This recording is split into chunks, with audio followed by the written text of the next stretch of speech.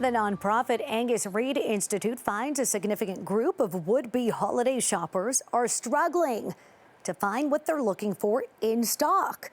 40% of online shoppers report at least some difficulty adding to their virtual cart this season, while nearly half, 49% of in-person shoppers, were met with shelves lacking the items they want. Shoppers were also asked to assess their financial and emotional stress this year compared to others. More than half, 53%, say they're feeling worse emotionally. Okay, here to break down all the results and provide some advice on how you can complete your shopping list are Shachi Kurl, president of the Angus Reid Institute, retail analyst Bruce Winder, and senior retail advisor, producer, and host of the Voice of Retail podcast, Michael Leblanc. Thank you so much, everyone, for being here. Shachi, I'm going to start with you for just a moment. I mean, people are already stressed out. We have the Omicron variant. People have to figure out getting their booster shot. It's the holidays. How do people navigate this? I mean, should they just log on tonight and start their shopping? So cheerful, right? All of this news.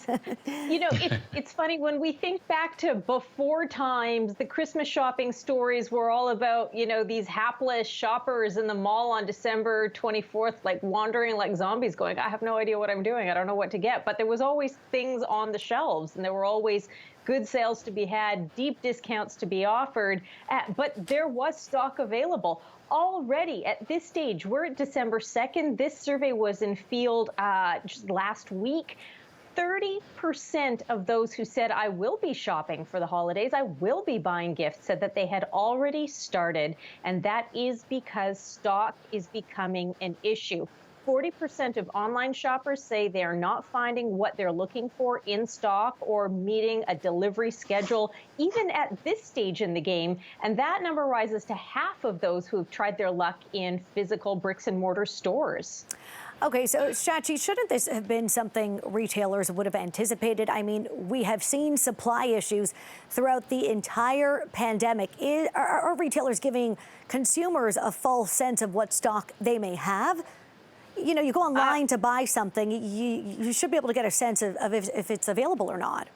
Right. How often do we go online and go through all the steps and processes of picking a size and looking at the item, only to find right at the end that either the item is out of stock or delivery is delayed? And delivery is a big part of it, too, I think. I think these are great questions to ask in follow-up surveys around what is it exactly that is driving this for consumers. Why are they finding these shortages? But we know, for example, it's not just 2 years of global supply chain issues. And I've got two colleagues on this panel who can speak with much more expertise to that.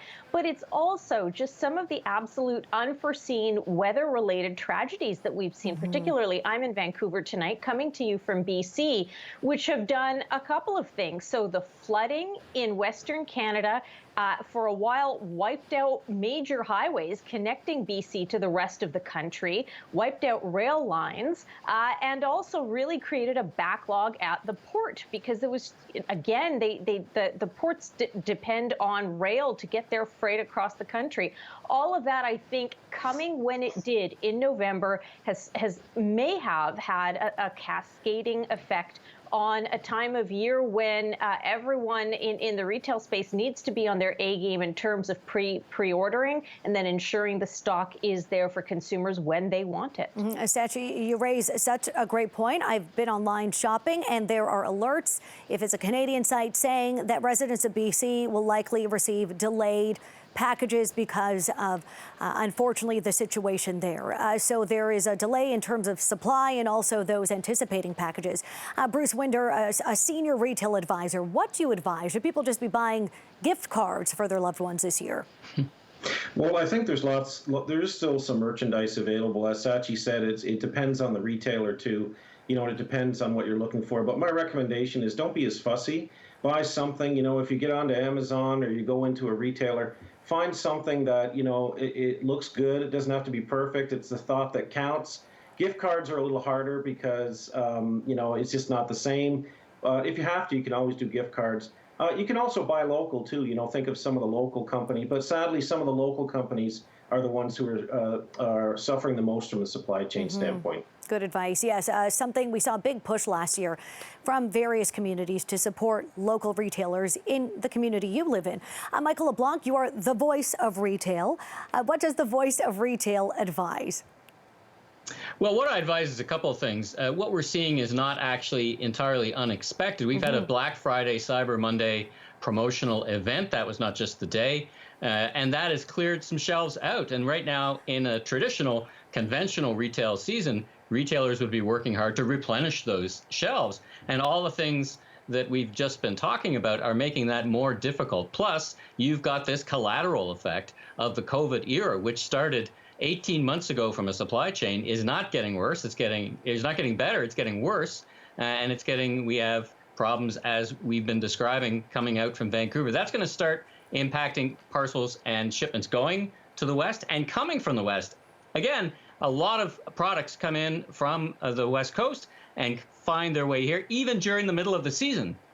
So our advice right up front for consumers was to shop early and pack your patience, as Bruce said, be ready to substitute. It's kind of the first time in a generation that the consumers have had to do this, and retailers are working hard every day to get the right products, the right values on the shelves, but there's a lot of cards stacked against them in the deck on a day-to-day basis. Yeah, and that's a great point, the cards stacked against a retailer. Shachi, are we setting expectations too high for even major retailers? I mean, as our panel here has noted, we just wrapped up Black Friday, then we have Christmas, there is the situation in BC, there's the global supply chain issues with COVID-19. I mean, there's a number of things I ordered online for Black Friday, only a few days later to receive an email saying, we can't fulfill your order, we don't have any stock.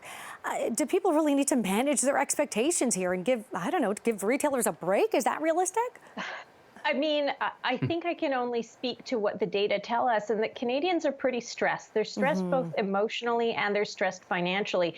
So it may come to pass that at some point, a perfect Christmas gift-giving experience for Canadian buyers ends up being at the bottom of their list as they're dealing with increasing costs of living, whether it's groceries or other staples, a liter of milk, a liter of gas. For many Canadians, a very significant segment of them, this has also been a financially more stressful year than most. This is a time of year also where if you were depending on pandemic-related benefits, extended EI or CERB, that's starting to taper off. So there are a lot of things going on, and we notice that particular emotional vulnerability, especially with young people, 18 to 34, and especially with young women. So, as I say, this may be a point in time where, as much as retailers might not like to hear this, Canadians themselves may just say, I tried, I gave it my best shot. Maybe I give an experience this year. Maybe I give time with grandma because the item that I wanted to get her, I either can't afford it or it's not going to arrive in time. I'm keeping my fingers crossed. My sister and I bought our parents' Christmas present last week. I have no expectations it'll arrive in time, but I'll be very happy if it does. I think you make a great point. People are so stressed out financially, emotionally. People have big issues that there are big things going on here in society. You even mentioned the price of gas. Everyday items people may have been used to being able to afford are now placing a bit of a burden on them. So perhaps it's time to get more creative. Bruce, I'm going to give you the final word here. If you go online, start trying to do all your Christmas shopping, let's say in the next 48 hours, you think you'll be okay? Because it depends on where you shop. Yeah, I think it depends on where you shop. I mean, the bigger retailers, the Amazons, the Canadian Tires, they have merchandise. So, I mean, I think it's just get on there now, order something. It doesn't have to be perfect. Go out to the store, order something. It doesn't have to be perfect. It's the thought that counts. If you're really stuck, give gift cards. And everyone just has to kind of give each other a break and cut each other a little bit of slack this year. I agree. I mean, shopping can be very stressful, and people are really just trying to do their best day to day. Thank you so much, Bruce, Shachi, and Michael as well. We appreciate your time and expertise. Shachi, hope that gift for your parents arrives in time. Thanks so much. I hope so too, but you know what? If it doesn't, it doesn't. It is the thought that counts. And that's a great final message. Thank you for that. Thank you. Good night.